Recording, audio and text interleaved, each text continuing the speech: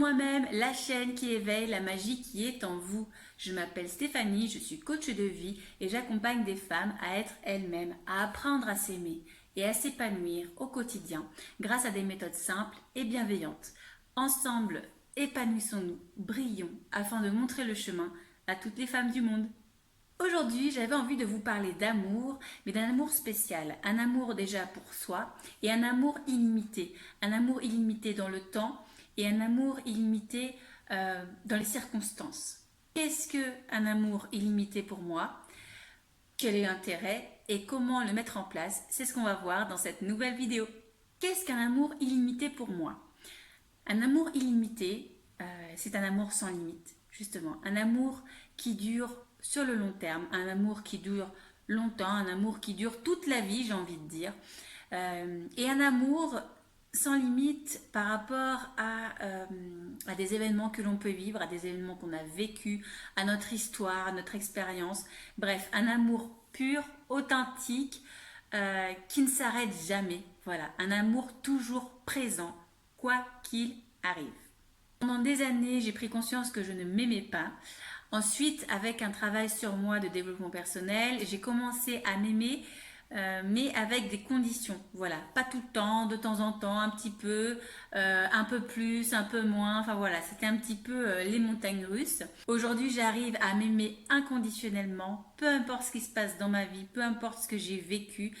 J'arrive à revenir à cet amour pur, authentique, sans condition, à cet amour illimité.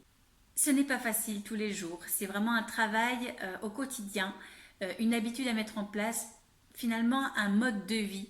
Voilà, le fait de s'aimer inconditionnellement, c'est quelque chose à laquelle il est important de penser chaque jour pour avoir finalement, comme je disais dans ma vidéo de la semaine dernière, il me semble, notre réservoir d'amour toujours rempli. J'ai mis des années à comprendre que je ne m'aimais pas et à m'aimer ensuite, et ce inconditionnellement. Ça a été très difficile pour moi, mais voilà, à force de travailler chaque jour et puis avoir été accompagnée dans ce sens, eh bien aujourd'hui j'arrive à m'aimer en toutes circonstances. Même si parfois c'est vraiment difficile. Aimer son corps quand il ne vous donne pas ce que vous avez envie, c'est tout de suite plus difficile de lui dire je t'aime inconditionnellement. Voilà.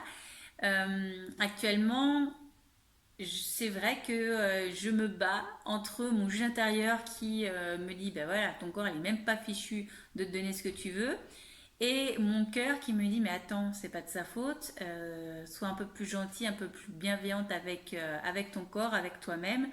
Euh, Fais preuve voilà, de patience, de persévérance et tu vas t'en sortir.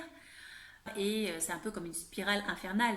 Parce que si on n'aime pas son corps, on le déteste, on le haït, on ne veut pas le voir, on le cache, comment va-t-il avoir envie de nous aider à avoir ce qu'on veut? Vous voyez, c'est vraiment un cercle vicieux. Et voilà, le plus dur, c'est de sauter le pas vers l'amour inconditionnel et vers la patience, vers la persévérance, vers la bienveillance.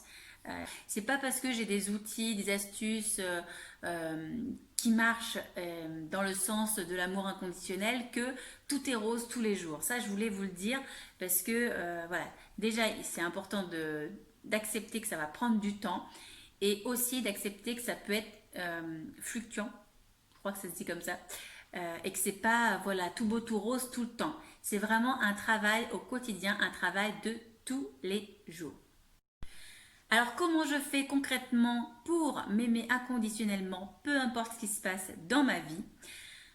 Tout d'abord, voilà, quand il se passe quelque chose qui me contrarie et qui touche mon cœur, qui touche l'amour pour moi-même, je me pose, voilà, je respire profondément, je me mets un petit peu dans ma bulle, voilà, pour me reconnecter à moi-même et j'analyse un petit peu la situation en me disant, voilà, euh, est-ce que tu y es pour quelque chose?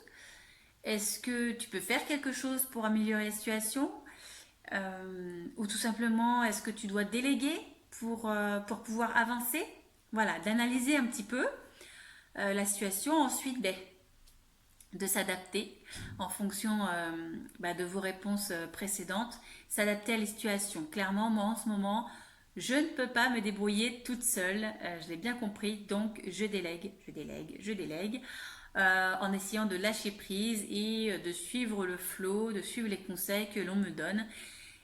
C'est pas évident, moi qui aime bien être la capitaine au gouvernail. Ensuite, le travail que je fais tous les jours, c'est des affirmations positives par rapport à l'amour inconditionnel. C'est-à-dire que tous les matins, je me dis et je me répète que je m'aime inconditionnellement.